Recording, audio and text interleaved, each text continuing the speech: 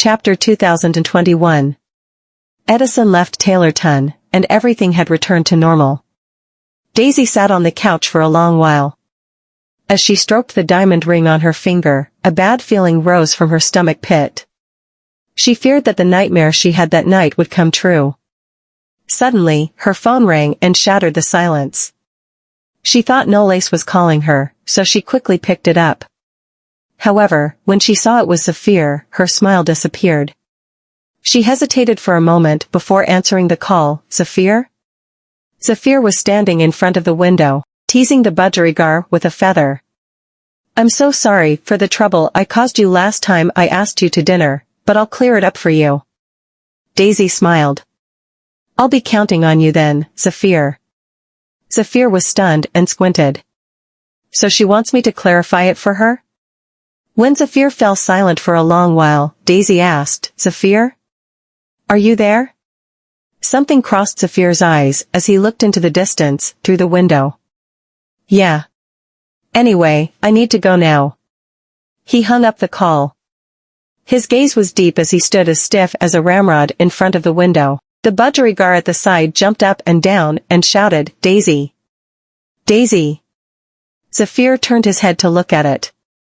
He caressed its feathers and then strangled its neck. The budgerigar struggled by fluttering its wings, but his eyes had no emotion. Unfortunately, she isn't mine. Zafir left the room, and the wind blew off the feathers that fell on the windowsill. At the Seaview Villa, Daisy came to visit Freya, and the maid said she was in her room. When she pushed open the door to Freya's bedroom, Freya was sitting on a chair, looking into the distance through the window. She did not know if it was because of the sunlight, but Freya looked pale and frail. Freya? Freya heard her voice and turned her head around. She forced a smile onto her face and said, Daisy, you're here. Daisy sat at the side and said, I've come to see you. It has only been a few days, but why have you become so skinny? Freya touched her cheek. Really? You're pregnant, so you need to take care of yourself. You've got to eat more. Look at how skinny you are, Daisy said as she rested her chin on her palm. I heard that pregnant women are supposed to be fatter. Freya couldn't help but chuckle. That will only happen when my stomach grows bigger.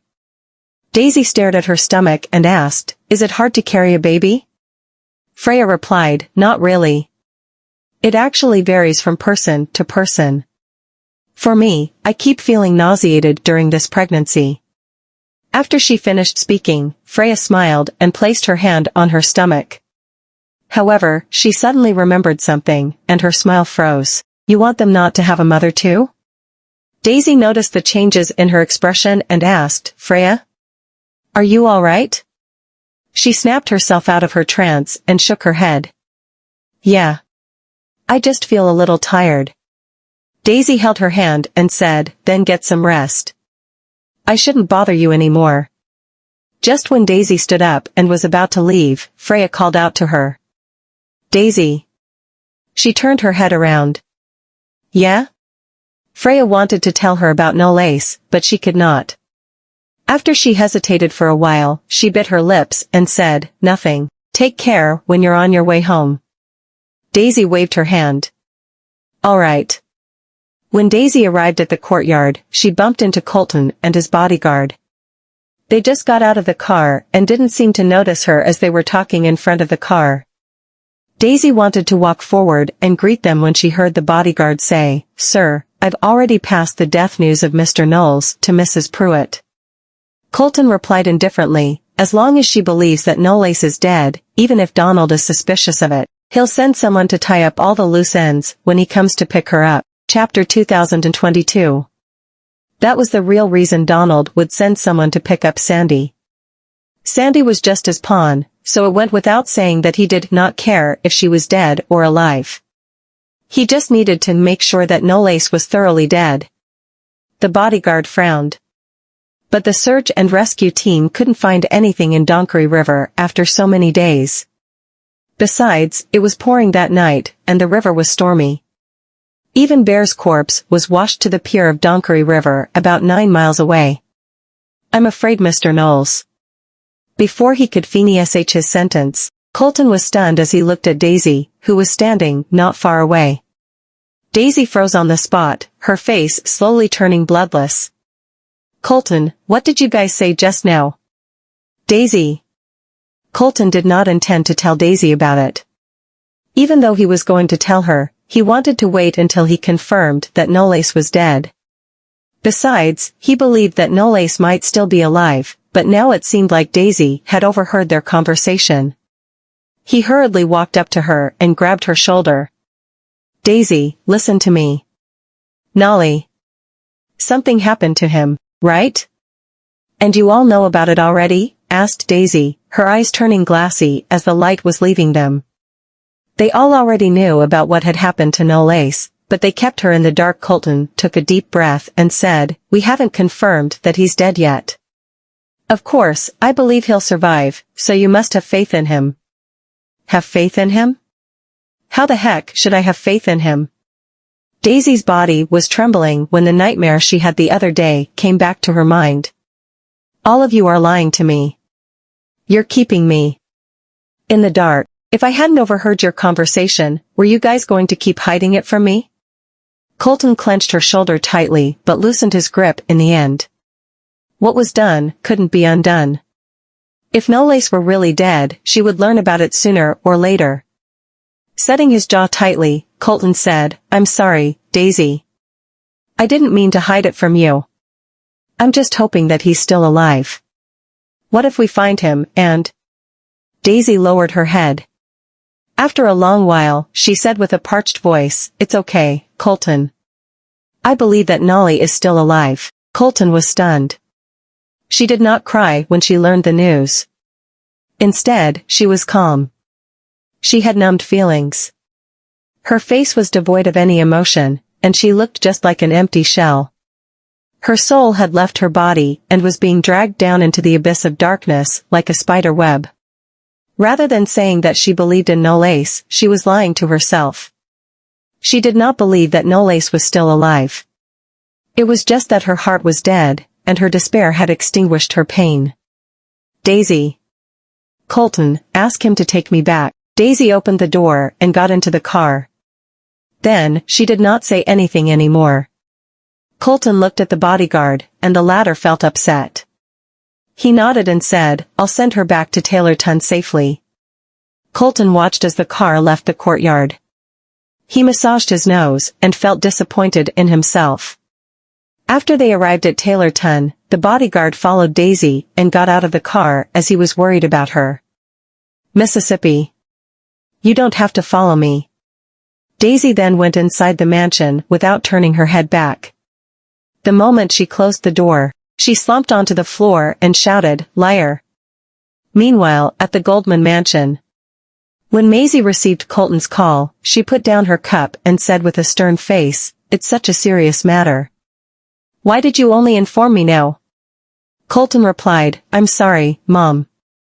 It all happened so suddenly. I didn't expect Noce would go missing either." Chapter 2023. Maisie took a deep breath to calm herself down and asked, "So, did you manage to find him?" Colton fell silent for a while before replying, "Not yet." "All right. I'll go get your sister later. As for Noce, since he's your brother-in-law, I don't care if he's alive or dead or if he's maimed or still intact.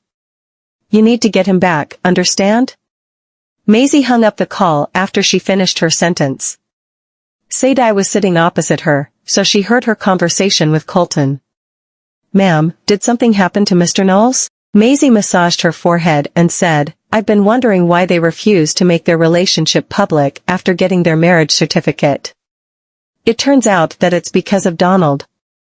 I didn't expect Noce to go to the extent of risking his own life for Daisy's safety."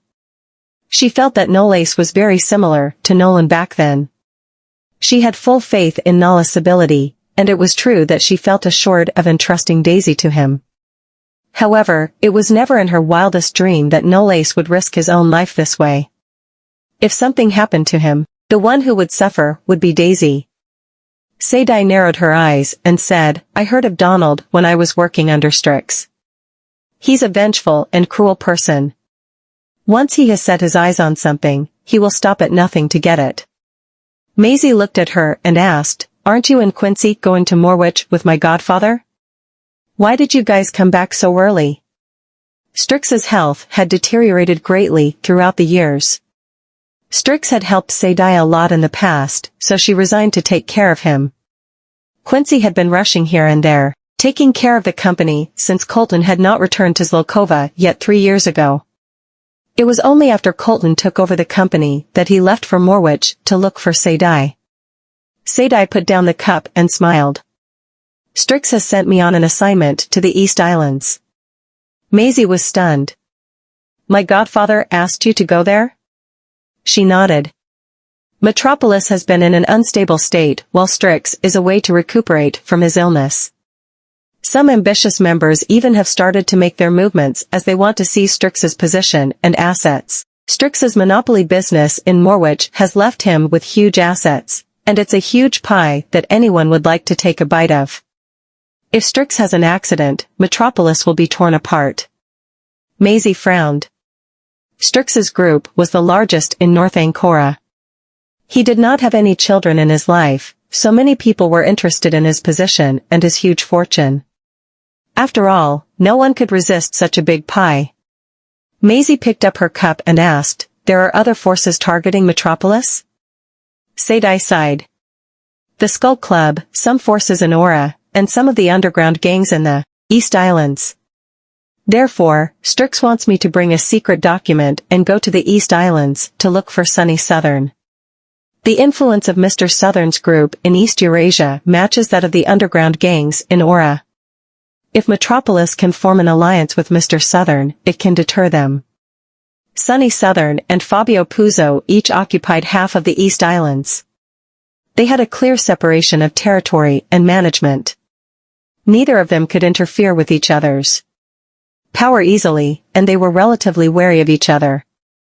Besides, it was rumored that the Southerns were filled with combat specialists, and the men working under Sunny were all very good in combat. Unlike Fabio, who acted in a high-profile manner in Aura, the Southerns were very low-key, and their power was spread all over East Eurasia. Some members were normal businessmen, while the others were fishermen, restaurant owners, and cab drivers. The Southerns did not engage in usury or illegal business. However, they were even more terrifying than those people in Aura. Chapter 2024. After all, the underground gang in Aura was only a bunch of showers. They gained control over the masses by using guns, violence, and huge benefits. Although many people joined them, they were far less reliable than the Southerns. The people who worked under the Southerns were tough, hot-blooded men. They valued justice above everything, and even if they violated one of the rules, they would be expelled. This was also the reason Strix wanted to work with the Southerns. A merchant ship was traveling on the boundless sea. When the man entered the cabin with his dinner, Noce was sitting on the edge of the bed, changing his bandages. The air was filled with the smell of medicine and blood. "You're awake, sir." The man put the dinner on the desk next to the bed and sat at the side respectfully. "You've been unconscious for several days due to a high fever. Are you feeling better now?" While Knowles was bandaging his injured arm, he lifted his eyes and looked at the man. "You people are the ones who saved me?" "It's our young master who saved you, sir." He put on his shirt and narrowed his eyes. "Who is your young master?" The man replied with a smile, "He's the descendant of the Southerns of the East Islands." Knowles was stunned. The man bowed down and continued. "I'll be leaving your dinner here. If you need anything else, you can press the service bell. Please enjoy your dinner." He retreated from the room and closed the door. After that, he walked toward the main cabin bedroom. The main cabin bedroom was spacious and was decorated in the same way as an upscale hotel. A young man in a suit was sitting on the couch. He had an androgynous appearance. He picked up the cup and asked, "Is he awake?" Even though he pitched his voice low, it did not sound as deep as a man's. The man bowed in reverence and replied, "Yes. He's already awake." The young man took a sip from the cup of tea and said, he's still alive despite being so badly injured and floating in the sea. It seems like God doesn't want him to die. Why do you want to save him, sir? The person on patrol that night had noticed a man floating on the sea. He was lying on driftwood and was covered in blood. It was this young man who had asked them to save him. Fortunately, there was someone who had some medical knowledge and a medical kit on board, so they gave him a tetanus shot and cleaned and dressed his wounds. However, Knowles had been unconscious due to a high fever. The young man put down the cup and shrugged. Well, my father taught me that we should lend a hand to those in trouble. This man is seriously injured, so I'm sure he must have run into an accident or something. Since he made it through this, it means it isn't the time for him to die yet. Besides, he might be of help to us in the future. The man smiled. You're right, sir. The young man rose to his feet and waved his hand. All right. How long until we reach the East Islands? The man replied, we'll be arriving at the East Islands tomorrow morning. The young man placed his hand on his forehead and said, I'm tired, so I'm going to take a nap. You're dismissed.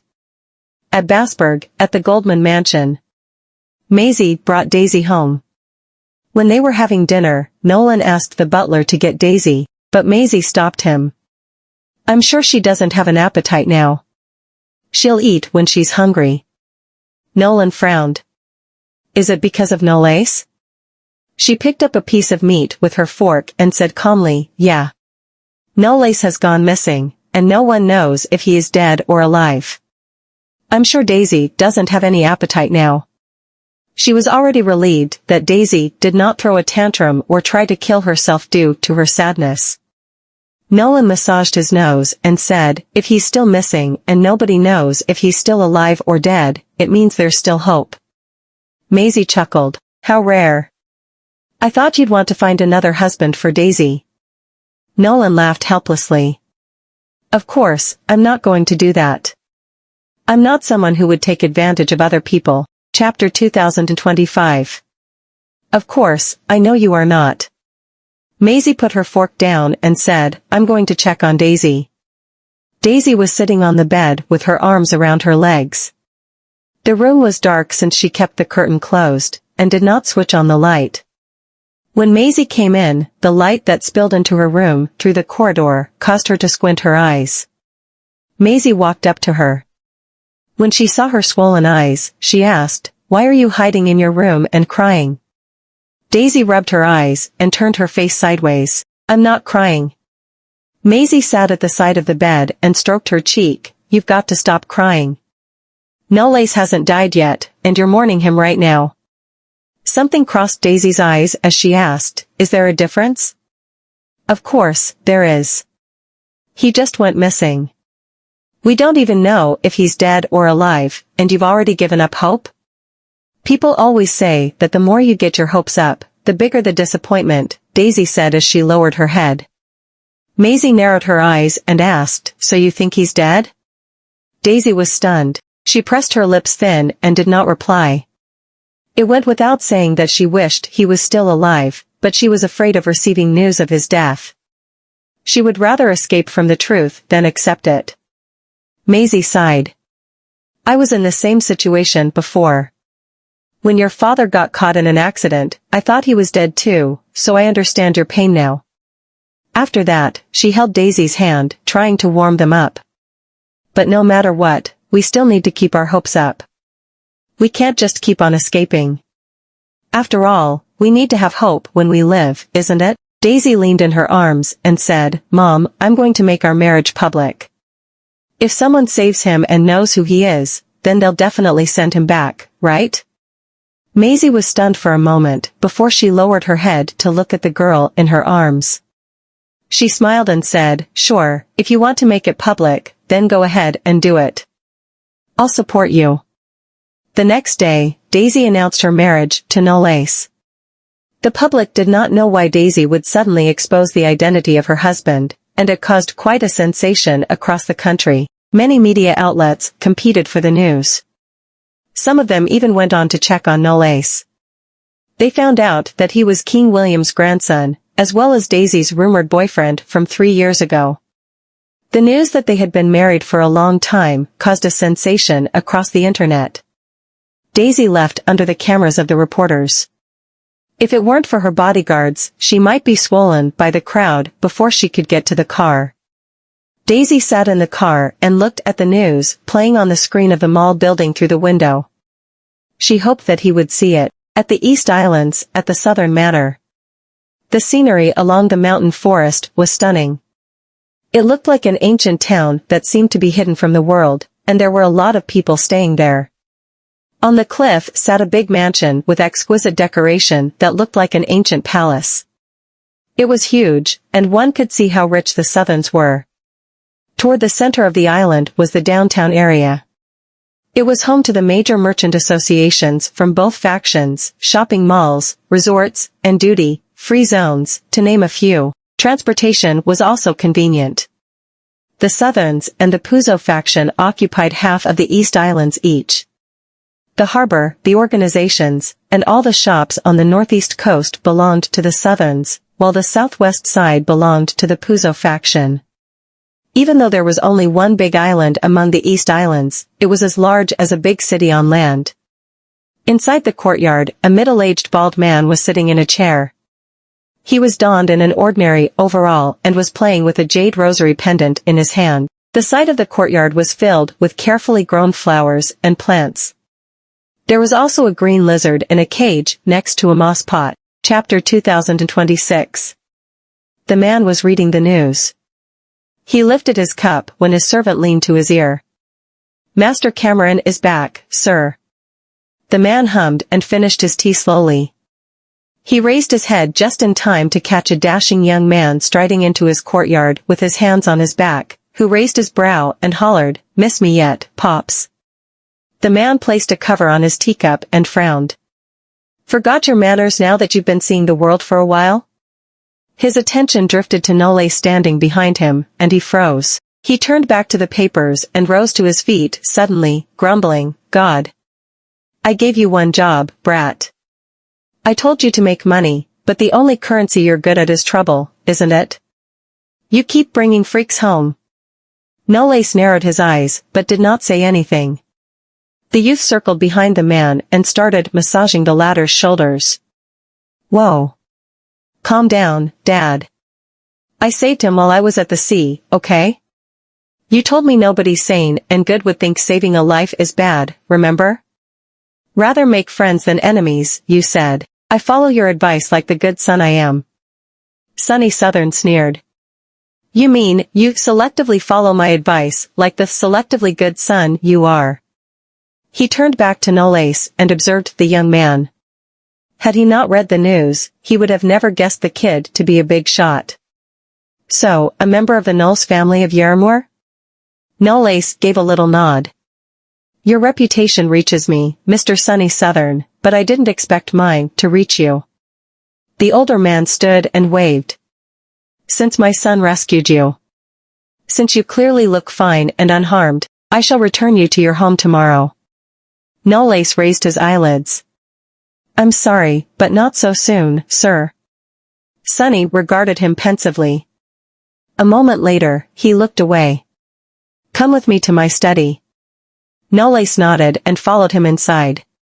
Cameron watched the two disappearing by the door with his arms crossed. The family butler approached him apprehensively. "Master Cameron, if I may. This stranger is a little worrying. We don't know who he is or why he's here on the island. Does he have any motive?" Cameron smiled. "I bet he has a motive. All right." His eyes drifted to the newspaper on the coffee table. He picked it up, his eyes narrowing a little in scrutiny. Knowles and Sunny stepped into the study. One could catch a small fragment of the forest beyond the squared-shaped windows. The room was incredibly well lit and left nothing in the shadows, its owner's assortment of vintage pens and brushes, his collection of books, and the formidable arrays of antiques and calligraphies. Sunny took his seat behind the coffee table and picked up his teapot. "Tell me why you're adamant about staying on our island." Knowles was candid. I'm looking for someone. Sonny pressed the lid against the pot and sloshed its contents. Oh, yes? His name is Donald. He escaped prison in Yarramore, came to the East Islands, and joined Fabio Puzo. Sonny paused in mid-action and looked up. That Matthew's kid? Noce was not surprised that he knew him. So, you know him. Sonny snorted under his breath and drank his tea. Please. I know more than just that name. I know all about him buddying up with the Skull Club, too. The syndicate rules Southeast Eurasia and practically monopolizes its entire entertainment industry. Matthew Sr. was where they got their money, but the Skull Club got smarter. They realized Matthew Sr. was trying to take advantage of them and got particularly incensed about him. Always taking the biggest cut of the profit. They got hostile, so Matthew Sr. got terrified of possible retribution and came to me for help. The Skull Club played nice, for my sake. Matthew Sr. would have never been able to leave Southeast Eurasia otherwise. As for his son, Donald, he came here 2 years ago, seeking my protection, but I didn't let him stay. Knowles fell into a pensive silence. He had already been aware that the Skull Club was helping Donald. There was a Southeast Eurasian, so it seemed palpable that Donald's father had left his son some connections and names to fall back on in Southeast Eurasia. Chapter 2027. Naturally, the Skull Club had no problem working with Donald. Their feud was with his father several decades ago, not the son. Better yet, Donald loved raining money, he simply favored power more than wealth. If burning a hole through his wallet meant making friends in high places, then he would go through with that without batting an eye. There was truth to his method. Had he been even a little more frugal, his entertainment business would have never flown this high. Who was the Skull Club to refuse his overgenerous offer of money? The Skull Club's assistance and his identity as Matthew Sr.'s son allowed him to run to the Eastern Islands. There, he revealed who he was instead of lying low, to secure a haven. As long as he remained within the islands, the police would be powerless to catch him. Knowles flashed a perfunctory smile. You didn't help him? Sonny set his cup on the table. I helped Matthew Sr. because he's a greedy pig at worst. He was never a murderer. He never killed anyone for money in his entire life. But Donald's made of different stuff, I heard.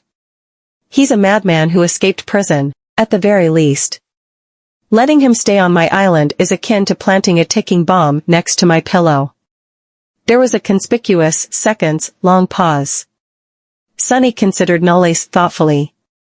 And I refuse to permit your stay, either. I know who you are. Donald went to prison because of you. Every media outlet in Yarramore had reported Knowles as the man who sent Donald to prison, so the former's role was never a secret. No one should be surprised that Sonny knew. Why? Knowles asked, smiling. Are you afraid of the storms that might happen? Sonny deadpanned. I'm not afraid of storms. But it doesn't mean I'm a fan of chasing after them, either. Knowles fidgeted with his empty cup. You and Fabio seem to be playing nice with one another in the islands, but it's all a farce. Still, water belies dangers, doesn't it? Putting two kings in the same land is like storing gunpowder next to a furnace. Sonny's eyelids flicked open, and he glared at him. Knowles met his gaze with an even keel. He was not going to lose to psychological warfare. A long silence passed. Sonny narrowed his eyes, before letting out a laugh. Not bad, Mr. Knowles.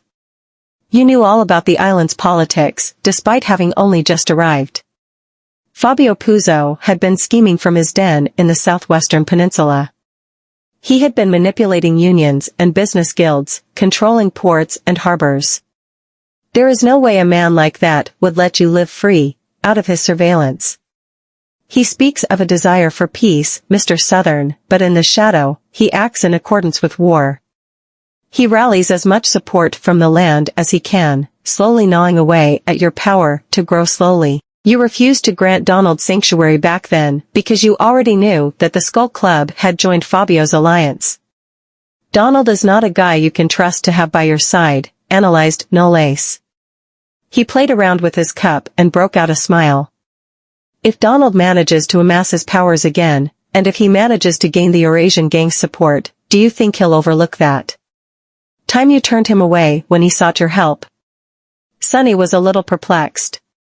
I doubt he's capable of giving Fabio what he wants. Fabio's eyes are set on the political stage, Mr. Southern. Just because Donald's a lame duck right now doesn't mean he automatically lost his old political connections, does it? All Donald had to do was introduce his powerful friends to Fabio, and the rest would fall into place. Shared interests could make all kinds of bedfellows, after all.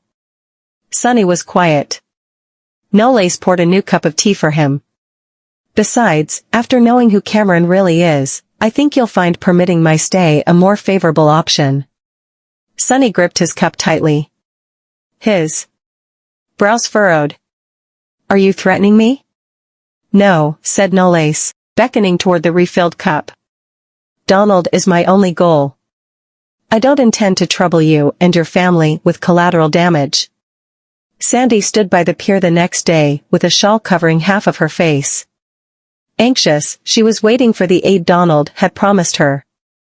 A few moments later, an ocean liner moored sluggishly at the pier.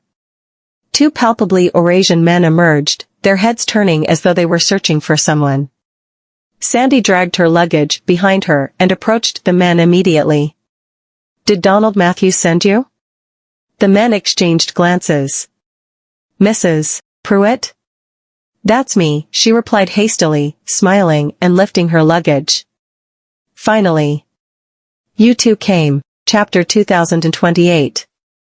The men moved aside, revealing a path toward the ship. It's time to board your ride, ma'am. The ship set sail 15 minutes later. Sandy was more than excited to take up the offer. The men led her to her bedroom before immediately asking, sorry for the inconvenience, but please pass your phone to us, ma'am. Sandy was confused. Why? Mr. Matthews worries that someone might have bugged your phone to find out where he is. It's pertinent that you switch your phone off and hand it to us before we reach the Eastern Islands. The woman hesitated, but she remembered how cautious Donald was and obliged. The liner left the pier. The shore seemed to be retreating away while Sandy paced in her room. She felt strangely uneasy. She opened the door and walked out to the corridor before making her way to the deck. Two men appeared to be talking to each other while smoking, but Sandy quickly realized that none of them were her previous escorts. They did not look like Eurasians at all. She had never seen either of them by Donald's side. Sandy began to backpedal from the deck, careful to be as quiet and undetected as possible. She did not make it far before she was stopped in her tracks by a bump against her back. Her eyes twitched. She turned behind her sharply. Strangers had emerged in droves. A few men in black emerged from the floor above the deck and blocked every escape route. Quivering, Sandy asked, who are a familiar voice answered her from above. Don't recognize me already, Mrs. Pruitt? A man was standing on the floor above the deck with his back against the light. His features were obscured by the shadow until he descended the stairs, his shirt billowing in the wind. Sandy's shock struck her as soon as she recognized the man. Coleman Goldman. How could this be? Colton fell into steps before his bodyguard, and a smile shadowed his lips. Curious? How did I know that you're the one Donald's hoping to receive? A nasty glower overcame Sandy's mien. Yo, you have your people following me, she bellowed. You promised you would let me go. You lied. You broke your own promise. Colton's smile vanished. No. You broke yours first. I simply learned from you. Besides, had I not let you go, I would have never known about your secret contact with Donald. The woman trembled. I didn't send anyone to follow you, Mrs. Pruitt. The only thing I did, he took the woman's phone from his pocket. Was adding a little something to your phone. I heard everything between you and Donald. Everything. Sandy felt her strength escaping her. Her knees had grown so weak she almost crashed onto the floor. Never had she ever suspected herself to be caught in a trap because someone had the foresight to bug her phone. She gnashed her teeth.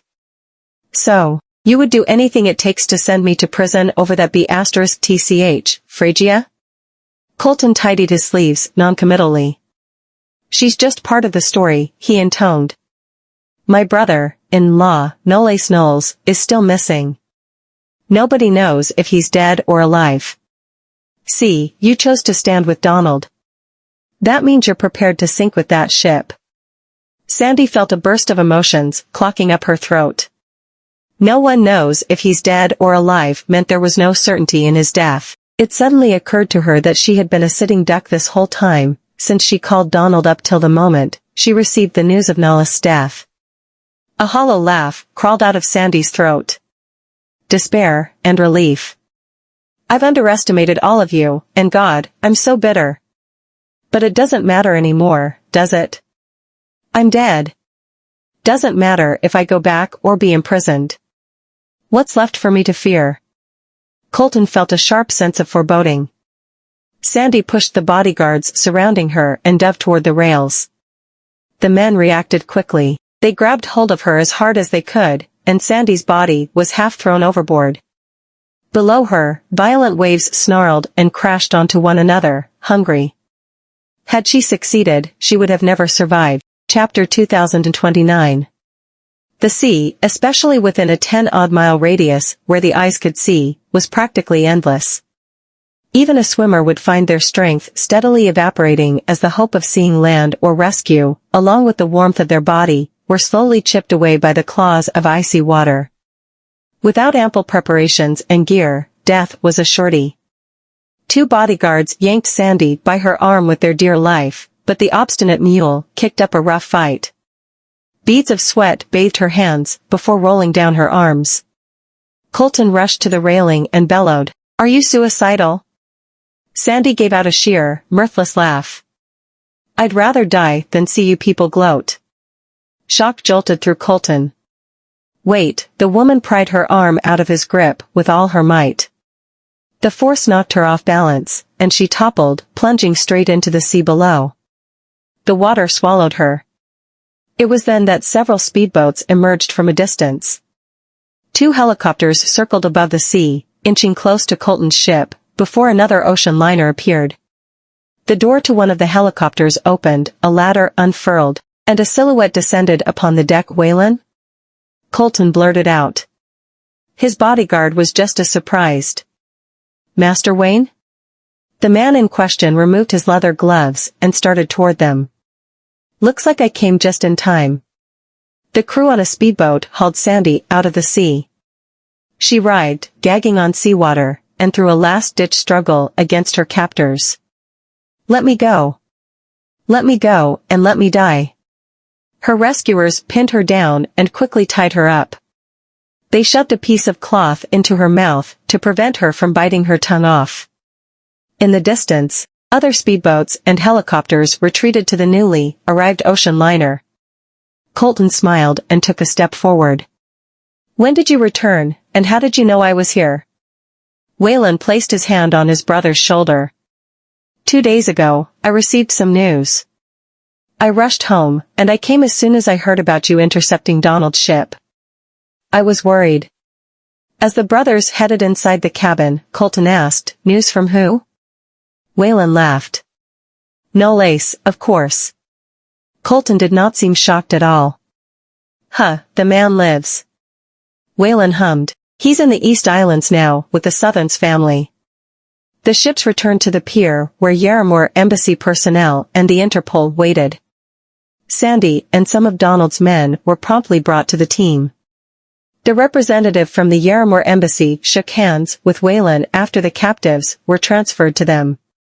We cannot thank you enough for your help, Mr. Goldman. They shall return to Yarramore as assets to our investigation. These people are all in cahoots with Donald Matthews, who's now hiding somewhere within the East Islands. More troubles are ahead, I'm afraid. The man nodded. Afraid so. I shall report to the UN. The team left. The incident, as it seemed, for the time being, was settled. Whan and Colton hurried home to the Goldman mansion. Their appearance surprised the butler, who cried out, "You're back, Master Whan?"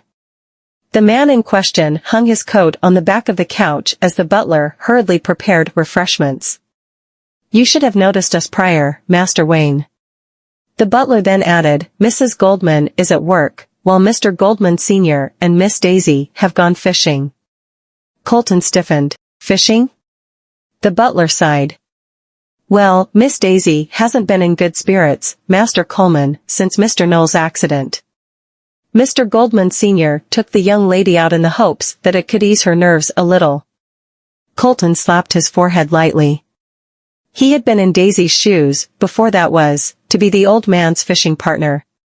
It was a torment to a man not known for his patience. He even developed a repulsion to fishing, concluding that it was the most boring time waster ever. Their grandfather was nice to have brought Daisy out, though. Whan took a sip of tea and laughed. Better than copping up at home. Chapter 2030. Bit of a waste of her several days' worth of tears now that we know Noce is still alive. Right? Whan finished. Colton rose to his feet. "I'd better get to the office." His brother considered him. "How's Freya holding up?" Colton paused in his tracks. His tone was hard to decipher when he asked, "What's with the concern?" Whan chuckled. "I thought it's quotidian for a brother to care about his sister-in-law's well-being." Colton told him she was fine before leaving the mansion altogether. Somewhere in the distance, atop a quiet lake, a rustic gazebo overlooked its tranquil water. Nicholas held a fishing rod in his hand and a coffee mug in the other. Nearby, a modest array of food was spread across the table. Bodyguards guarded the gazebo from a few steps away, making sure that no one would disturb their peace. Daisy propped her chin on the thick of her palm. She had been sitting quietly on her spot for more than half an hour by now, yet she had never seen her fishing rod do anything as much as tremble. Pouting, she murmured, "There is nothing fun about fishing." The old man laughed. "You just haven't realized it yet. To be a part of nature and its tranquility, to let the air sail through your hair, to let the sun kiss your skin, it calms the mind and body. Setting your eyes on the float, keeping thoughts out of your mind as you wonder when a fish will bite. It's that moment when one finally takes the bait that electrifies them. That burst of glee and success. Doesn't that just brighten the day? It's hard for you whippersnappers. Impatient, living life in the fast lane. Like your brother." "Oh." The look on his face, whenever I asked him to join me in fishing. Daisy stared at the surface and mumbled under her breath, "Would have been more productive to have him work overtime." The float suddenly bobbed, and ripples spread around it. Daisy's eyes widened. She could feel her rod trembling. Grinning, she pulled the line back, shouting, "It took the bite." A little trout hung from the hook, struggling. "I got one, Grandpa. Look." "Shoo. You're gonna chase my fish away." Nicholas chuckled. Watching the girl's mood turning bright over a little fish was a joy. That tiny joy of fishing was enough, as it turned out. Daisy seemed to have forgotten all about Noce and the dark clouds surrounding his whereabouts. Whan enjoyed the high spirits in the gazebo as he headed their way. Smiling, he called out, Well. Fishing with Grandpa, are we?" Daisy turned sharply. She placed the rod down and lunged, throwing her arms around his neck and laughing. "Whan." Even Nicholas was surprised. "I thought you were abroad." Whan let his sister squeeze him. His eyes were tender as he answered, "I came back a little ahead of schedule." Nicholas added new bait. "That's a miracle. I didn't think that old man would let you go so soon." "I mean, he doesn't exactly have the time to micromanage me," replied Whan. Daisy looked up at her brother's face. "How did you know we're here?" "The butler snitched," Whan answered as he playfully patted her head. "He said you've been rather crestfallen since Knowles' incident, so Dad persuaded you into becoming Grandpa's fishing partner." Daisy hung her head in silence. An overcast shadowed her eyes. Whan sighed. God, once a woman sets her sight on a man, she doesn't even remember her brother anymore, does she? Really? You're making fun of me now, she protested softly. Chin up. Noce lives. He isn't dead. Daisy froze, and her eyes' luster seemed to be returning by the seconds as she let the revelation sink. You're not joking, are you? Whan ruffled her hair and chuckled tiredly. Why would I? He just talked to me 2 days ago. Daisy's heart beat faster and livelier. The glint in her eyes returned. Knowles was alive. This was the best piece of news she could have ever had.